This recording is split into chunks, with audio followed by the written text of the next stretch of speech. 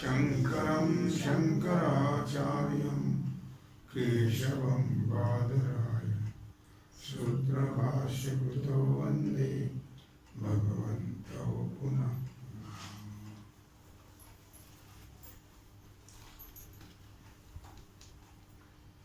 विचारसागर रहस्य तरंग 6, हेडिंग 68. एकाच पदाचे ठिकाणी लक्षणा मांडणाऱ्याचं मत व खंडन. पाठ क्रमांक 94. कोणी असं म्हणतात की 2 पदांच्या ठिकाणी लक्षणा मांडण्यापेक्षा एका पदाच्या ठिकाणी लक्षणा मांडणंही भागण्यासारखं आहे. म्हणून 2 पदांच्या ठिकाणी, लक्षात येते का?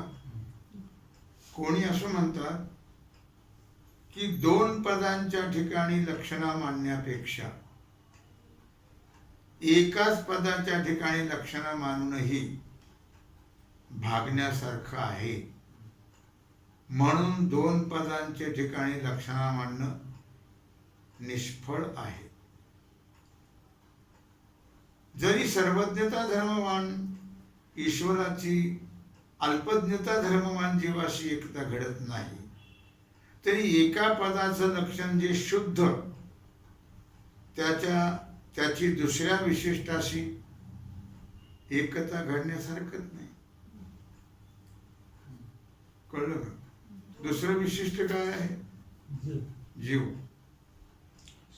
याला दृष्टांत देतात ते की शूद्र मनुष्य ब्राह्मण आहे असं जर कोणी वाक्य उच्चारण केलं तर शूद्रत्व धर्म विशिष्ट मनुष्याची ब्राह्मणत्व धर्म विशिष्टाशी एकता म्हणणे विरुद्ध आहे. कळलं? लक्षात आलं? परंतु मनुष्य ब्राह्मण आहे असं वाक्य उच्चारण केलं तर शूद्रत्व धर्म रहित शूद्र मनुष्याची ब्राह्मणत्व धर्म विशिष्टाशी एकता म्हटली तर विरोध नाही. त्याचप्रमाणे लक्षात येते का, एक शूद्राला ब्राह्मण म्हटलं तर नाही जमणार. काय मग त्याने तो शब्द वापरण्याऐवजी मनुष्य ब्राह्मण आहे एवढंच वापरायचं होतं. असं जर वाक्य उच्चारण केलं तर शूद्रत्व धर्म रहित शूद्र मनुष्याची ब्राह्मणत्व धर्म विशिष्टाशी एकता म्हटली तर विरोध राहणार नाही. शूद्रत काढून टाकायचं. 2 पद काय सांगते, एकच पद वापरणं असं त्यांचं मत आहे. 2 पद नका वापरू, एकच पद वापर. कळलं का? त्याचप्रमाणे जीव किंवा ईश्वर यांच्या वाचक पदापैकी, कारण 2 पद आहेत ना, तत् आणि त्वम, म्हणजे एकच पद वापरणं. 2 कशाला वापरायचे? कोणतं तरी एकच पद वापरा. तत् वापरण्याचं त्वम वापरा. बहुतेक ततच. एका पदाचे ठिकाणी लक्षणा करून लक्षण शुद्ध ब्रह्मचैतन्याची ईश अथवा जीवपदाच्या विशिष्टाशी एकता होण्यास हरकत नाही. ईशही विशिष्टच आहे आणि जीवही विशिष्टच आहे. मग कुठल्या तरी एक पदाशी एकता व्हायला काय हरकत आहे? असं आहे शंकाकारांचं म्हणणं.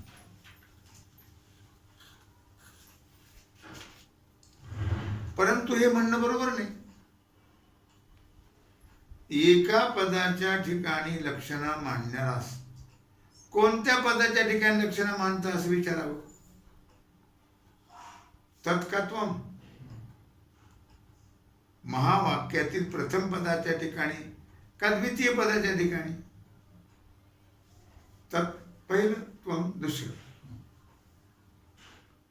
4 महावाक्यापैकी तत्वमसी या वाक्यात ईशवाचक पद पहिलं आहे, बाकीच्यात नंतर आहेत. आणि जीववाचक पद द्वितीय आहे. बाकीच्या तिन्ही वेदांच्या महावाक्यात जीववाचक पद आहे पहिलं आणि ईशवाचक आहे द्वितीय. ही गोष्ट लक्षात ठेवली म्हणजे एका पदाचे ठिकाणी लक्षणा करणं कसं निष्फळ आहे हे लक्षात येईल. चारी वाक्यातील प्रथम पदाच्या ठिकाणी लक्षणा मानावी असं म्हणेल तर तत्वमसी या वाक्याचा अर्थ ईश्वराधिष्ठान ब्रह्मचैतन्य अल्पज्ञतादी धर्म विशिष्ट संसारी जीवरूप होईल, जीवरूप आहे अशी एकता होईल. मग कोणाची? ईश्वर अधिष्ठान ब्रह्मचैतन्य आणि अल्पज्ञतादी धर्म विशिष्ट संसारी जीव. मग त्या जीवाशी होईल ना. कळलं का? जीवरूपी एकता होईल. जीवच ब्रह्म होईल. हा, जीवच ब्रह्म होईल.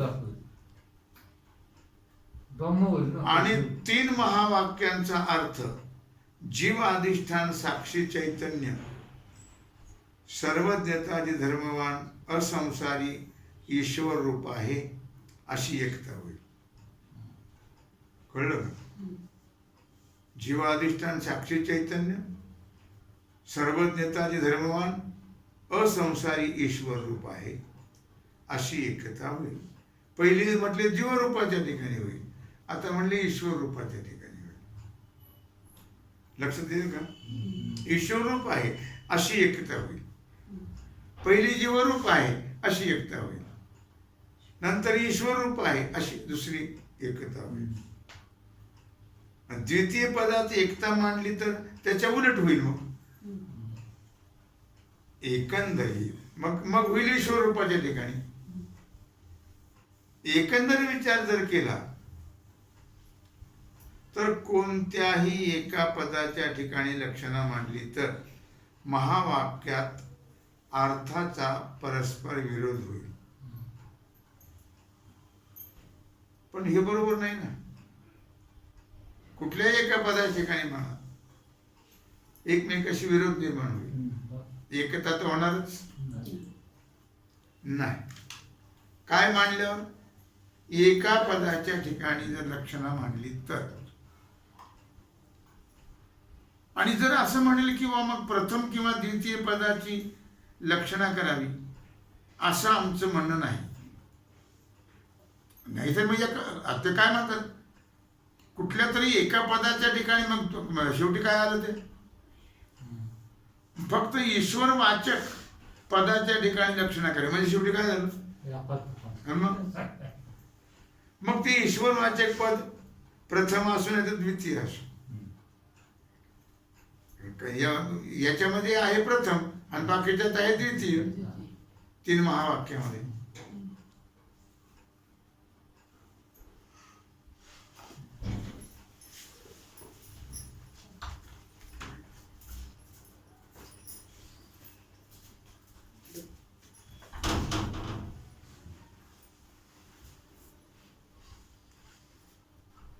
डोकं चालवलं पाहिजे रे. बरं, नंतर सांगेल. आणि जर असं म्हणेल की प्रथम किंवा द्वितीय पदाची लक्षणा करावी असं आमचं म्हणणं नाही. फक्त ईश्वर वाचक पदाच्या ठिकाणी लक्षणा करावी.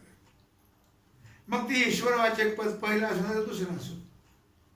पण हेही म्हणणं बरोबर, कारण जर ईश्वर वाचक पदाच्या ठिकाणी लक्षणा मानावी तर ईश्वराचं लक्ष शुद्ध ब्रह्म आहे.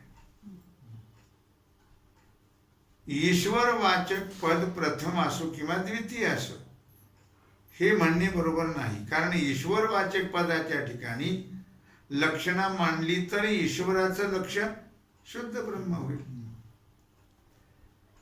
त्याचे सर्व अनर्थ अल्पज्ञता पराधीनता जन्ममरणादी दुःख साधने यांची खाण जो संसारी जीव त्या जीवाशी एकता होईल. ईश्वरवाचक पदाच्या ठिकाणी जर लक्षणा मांडली तर काय होईल? मग जीवाशी एकता होईल. जीव कसा आहे? जीव अनर्थ रूप आहे, अल्पज्ञ आहे, पराधीन आहे, जन्म मरणादी दुःखाने युक्त आहे. दुःखाची खाणच असं म्हटलंय. मग त्या जीवाशी एकता होईल. लक्षात येते काय चालला विषय तो. परंतु अशी एकता मानण्याने मोक्षाची व पुरुषार्थाची हानी होईल. मग मोक्ष कुठे? लक्षात आलं का? म्हणजे तत्पदांचे लक्ष जे असंग अद्वितीय मायारहित शुद्ध चैतन्य, ते काम कर्म अविद्याधीन अल्पज्ञ अल्पशक्ती परिच्छिन्न पाप पुण्य सुख दुःख जन्म मरण गमना गमनादी अनंत अनर्थाचे पात्र आहे, असा महावाक्याचा अर्थ होईल. ईश्वर पदाच्या ठिकाणी लक्षणा मांडली तर. कळलं का? आणि याच अर्थाच्या ठिकाणी जिज्ञासूने बुद्धीची स्थिती केली तर तशीच स्थिती प्राण वियोगानंतर त्याला प्राप्त होईल. मग काय फायदा पडला? झाला. कारण मरणकाळी जशी बुद्धी असते तशी स्थिती प्राप्त होते. कळलं? म्हणून अंतकालेच मामेव स्मरण मुक्त्वा कलेवरम भगवान सांगतात. दुसरीकडे मती जाऊ देऊ नका बुद्धी, माझ्याकडे या द्या, तर मद्रुपता प्राप्त होईल. जिकडे जाईल तसं होईल. म्हणून यासाठी केला होता अट्टहास, शेवटचा दिवस गोड व्हावा. वेद अध्ययनादी महापरिश्रम करून शेवटी वेदांत विचाराने अशी स्थिती प्राप्त होत असेल तर अशी स्थिती बहिर्मुख विषयासक्त जीवांना सहज प्राप्त आहे. त्यांना तर अभ्यासाची गरज बी नाही. कळलं? मग वेदाध्ययनादी परिश्रम कशा करता करायचे? काय अर्थ आहे त्याच्यामध्ये? वेदांत विचाराची सकल अनर्थ निवृत्ती आणि परमानंद प्राप्ती हे तर मुख्य फल आहे. मग ते तर एका ईश्वरा वाचक पदाच्या ठिकाणी लक्षणा करून प्राप्त होत नाही. म्हणून दोन्ही पदाच्या ठिकाणी लक्षणा मानणं आवश्यक आहे. तत् आणि त्वम. आता जर असं म्हणेल की ईशवाचक पदाच्या ठिकाणी लक्षणा न मानता फक्त जीववाचक पदाच्या ठिकाणी लक्षणा मानावी, गोंधळ तरी का? तशी मांडली म्हणजे महावाक्याचा अर्थ असा होईल की त्वम पदाचं लक्ष जे चैतन्य भाग साक्षी, तो सर्व शक्ती सर्वज्ञ स्वतंत्र जन्म मनात मरणादी बंद रहित ईश्वर रूप आहे. या अर्थाच्या ठिकाणी मुमुक्षुने बुद्धीची स्थिती केली तर त्याला उत्तम ईश्वर भावाचीच प्राप्ती होईल. ईश्वर पदाच्या ठिकाणी केली तर जीव भावाची प्राप्ती होईल. आणि जे ईश्वर भावा इथं जर जीव भावाच्या ठिकाणी केली तर ईश्वर भावाची प्राप्ती होईल. कळलं का? पुरुषार्थाची सफलता होईल का? आणि पुरुषार्थही सफल होईल, ईश्वर भावाचीच प्राप्ती होईल आणि पुरुषार्थही सफल होईल. हे म्हणणं दिसण्यास बरं दिसतंय बा, पण तत्वतः अयोग्य आहे. कारण त्वम पदाचं लक्ष जो साक्षी तो ईश्वर रूप आहे हे म्हणणे संभवल का? नाही. साक्षी तर ब्रह्मरूपच आहे. मग त्याचा अभिप्राय असा की त्वम पदाची लक्षणं व्यापक चैतन्याच्या ठिकाणी आहे किंवा जितक्या देशात जीवाची उपाधी आहे तितक्या देशस्थित साक्षी चैतन्याच्या ठिकाणी आहे. जर व्यापक चैतन्याच्या ठिकाणी त्वम पदाची लक्षणं म्हणेल तर ते अशक्य आहे. कारण वाच्यार्थामध्ये असणाऱ्या पदार्थापैकी एका पदार्थाच्या ठिकाणी भागत्याग लक्षणा होते. जीवाच्या स्वरूपामध्ये व्यापक चैतन्य नाही. फक्त जीवपणाच्या उपाधी देशामध्ये स्थित साक्षी चैतन्याचाच प्रवेश आहे, व्यापक चैतन्याचा. म्हणून साक्षी चैतन्याच्या ठिकाणी लक्षणा मांडली पाहिजे.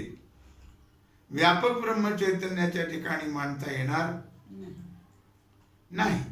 आणि त्या लक्षित साक्षी चैतन्याच्या ठिकाणी सर्वांच्या हृदयात एकत्व, प्रेरकत्व, सर्व प्रपंचात व्यापकत्व इत्यादी ईश्वर धर्माचा असंभव आहे.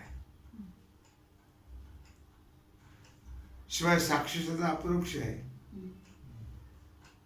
त्याच्या ठिकाणी परोक्षतादी ईश्वर धर्माचा अत्यंत अभाव आहे, असंभव आहे. शिवाय मायारहित साक्षी साक्षी चैतन्यास माया विशिष्ट ईश्वर म्हणणं अयोग्य आहे. साक्षी चैतन्य माया उपाधी रहित आहे. मग ईश्वर धर्म म्हटलं तर तो माया विशिष्ट आहे. तो ईश्वर साक्षी चैतन्य नाही आहे, शुद्ध आहे ते. आणि शिवाय मायारहित साक्षी चैतन्यास माया विशिष्ट ईश्वर म्हणणं अयोग्य आहे. म्हणून फक्त जीववाचक पदाच्या ठिकाणी लक्षणा मानून साक्षी चैतन्याचा ईश्वराशी अभेद म्हटला तर महावाक्या असंभाव्य अर्थाचं प्रतिपादन करते असे म्हणावे लागेल. मग ईश्वराचे अभेद म्हणावे लागेल. मग महावाक्याला काय महत्व राहील? नाही राहिलं. आणि दोन्ही पदाच्या ठिकाणी लक्षणं जर मांडली तर मात्र कोणताच दोष येणार. म्हणून जीवाच्या ठिकाणी मांडली तरी दोष आणि ईश्वराच्या ठिकाणी मांडली तरी दोष. कळलं का? तो माया विशिष्ट आहे आणि हा अविद्या विशिष्ट, अंतकरण विशिष्ट किंवा अविद्या विशिष्ट आहे. कारण एकतेच्या विरोधी धर्म दोन्ही वाच्यार्थाच्या ठिकाणी आहेत. एकतेच्या विरोधी धर्म, त्या सर्वांचा त्याग करून त्या दोन्ही पदाच्या ठिकाणी सर्व धर्मरहित प्रकाशरूप चैतन्य आहे. आणि त्या चैतन्याच्या ठिकाणी दोन्ही पदाची रचना करावी. मग ते तत्पद असो नाही तर दोन पद असो. एका पदाच्या ठिकाणी लक्षणा चालत. या रीतीने उपाधी आणि उपाधिकृत धर्माने चैतन्याचा भेद आहे. उपाधी नाही आहे, उपाधिकृत धर्माने आहे, स्वरूपाने मात्र नाही.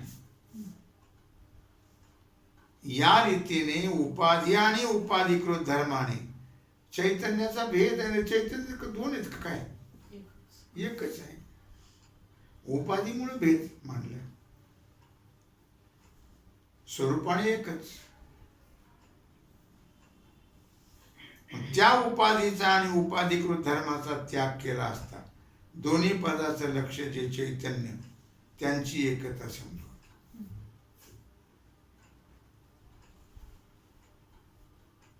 जशी फक्त घटाकाशातील घटदृष्टी त्याग टाकायची आणि मठा विशिष्ट आकाशाशी एकता घडत नाही. मठदृष्टीचा त्याग केला असता संभवते. काय म्हणतो त्याने? घटाकाशातील घटदृष्टी टाकायची आणि मठ विशिष्ट आकाशाशी एकत्र घडेल का? मग नाही, ती पण दृष्टी टाकली पाहिजे. मठ विशिष्ट ती पण टाकली पाहिजे आणि घट विशिष्टही टाकली पाहिजे, तर दोन्हीची एकता घडेल. उपाधीचा त्याग केला तर उपाधी सहज कसं दोन तर भेदच राहील. मग त्याला घटच म्हणावं लागेल आणि ह्याला मठच म्हणावं लागेल. मग घटाचाही त्याग करायचा आणि मठाचाही त्याग करायचा, तरच आकाश एक होईल. नाही तर घट आकाश आणि मठ आकाश दोन आहेत का? उपाधीने दोन वाटले, उपाधीने दोन वाटले. फक्त उपाधीचा त्याग करायचा की मग एकच आहे ते. तसं जीव आणि ईश्वर यांच्या उपाधीचा त्याग करायचा, ते एकच आहेत. वाच्यार्थाने एक नाहीत, ते कधीच होणार नाही एक जीव ईश्वर, पण लक्षार्थाने मात्र एकच आहे. लक्षामध्ये त्याप्रमाणे एक पदाच्या ठिकाणी लक्षणा करून इष्ट एकता संभवणार, म्हणून दोन्ही पदाच्या ठिकाणी लक्षणा करून अखंड अद्वितीय चैतन्यामध्ये एकता घडते. कळलं का? आणि हेच सर्व वेदाच्या महावाक्याचं तात्पर्य आहे. सर्व वेदाचे जे महावाक्य आहे त्याचं तात्पर्य एवढंच आहे. याप्रमाणे महावाक्यार्थाचं चिंतन ओतप्रोत भावनेनं करावं. इकडं नाही करावं, तिकड नाही करावं. ओतप्रोत म्हणजे तत्वम त्वम तत्. ओतप्रोत याला म्हणतात. त्या पद्धतीने करा, ह्या पद्धतीने करायचं. तत्वम त्वम तत्. तत्वम या चिंतनाने तत्पदार्थाचं त्वम पदार्थाशी चिंतन सांगितलं. याचं फल त्वम पदाचा अर्थ जो साक्षी तो नित्य अपरोक्ष आहे.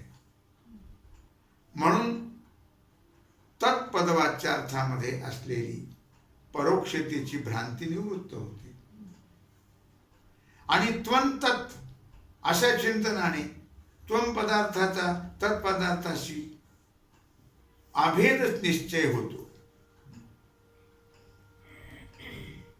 तत्पदाचा लक्षार्थ व्यापक आहे ब्रह्म, म्हणून साक्षीच्या ठिकाणी परिच्छिन्नतेची भ्रांती निवृत्त होते. साक्षी परिच्छिन्न आहे ना, अंतःकरण व्यापक चैतन्याला म्हटले. या रीतीने बाकीच्या महावाक्यांचं ओतप्रोतचे भावनेनं चिंतन करावं. तत्वम त्वम तत्. लक्षात येतंय का?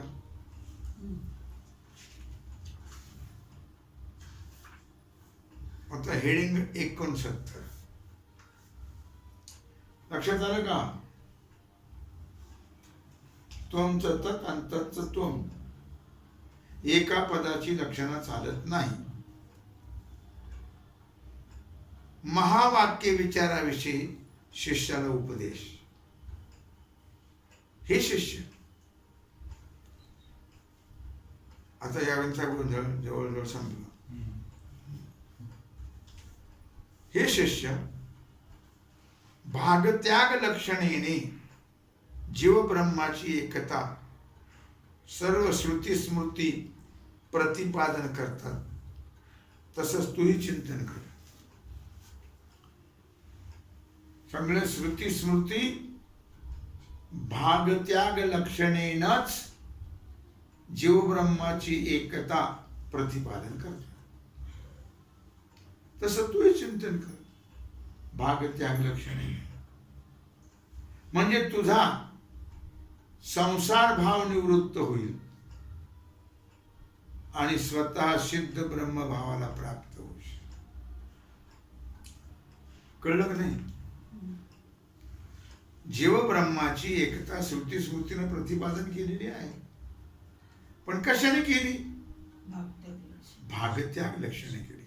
तसं तूही भागत्याग लक्षणे कर, म्हणजे तुझा संसार भाव नष्ट होईल आणि स्वतः सिद्ध तुला ब्रह्मभाव प्राप्त होईल. भागत्याग लक्षणेनं चिंतन केलं तर. अर्थातच याप्रमाणे स्वप्नात मिथ्या गुरुचा उपदेश ऐकून आग्रदेव कृतार्थ झाला. प्रथम कृतार्थ झाली असं त्याला वाटलं खरं, तरी पण अज्ञान नष्ट झाल्याशिवाय झाल्याचा निसंदेह बोध सहसा कोणाला होत नाही. आपलं अज्ञान गेलं निश्चित नाही कळत लक्षात. त्याप्रमाणे आग्रह देवाची स्थिती होऊन त्याने गुरुला पुन्हा प्रश्न केला, मी ब्रह्म आहे, मी ब्रह्म आहे, मी ब्रह्म आहे, असे घोकलं पुन्हा मी ब्रह्म आहे खरंच आहे का हो? झाला घोटला पुन्हा. महाराज, आपण सांगितलेला ग्रंथ मी अर्थपूर्वक श्रवण केलं, परंतु या संसार दुःखाचं मूळ जे अज्ञान ते अद्याप मला भासतच. त्याच्या निवृत्तीचा उपाय मला सांगा. कळलं का? निश्चय होत नाही ना. कळलं तरी निश्चय होत, पुन्हा माणूस त्या घोटाळ्यात जातच. अशी प्रार्थना ऐकून गुरुने सांगितले की बाबा रे, वर सांगितल्याप्रमाणे महावाक्याचा वारंवार विचार कर, पण कसा कर? भागत्याग लक्षणेने. त्यानेच अज्ञान नष्ट होईल. तत्त्वम अशी. त्याला दुसरा उपाय नाही. मग त्या उपाध्या आल्या, त्या उपाधीचा त्याग कसं करायचं ते आलं. आणि मग चैतन्य एकच आहे आणि आपण ब्रह्मरूप आहोत हे लक्षात येईल. चिंतनाने, दुसरा उपाय नाही. या गुरु आज्ञेप्रमाणे महावाक्याचा वारंवार वारंवार वारंवार विचार करून आग्रह देवाने आपल्या कृतार्थतेचा अनुभव मोठ्या आनंदाने गर्जना करून सांगितला. तच्चिंतनम तत्कथनम अन्योन्यम तत्प्रबोधनम. दुसरा विषय नाही. आपला विचार सागर सुटला की दुसऱ्या दिवशी याच वेळेस हातात येतो. चिंतन कुठं होत? चिंतन तत्चिंतनम. कळलं?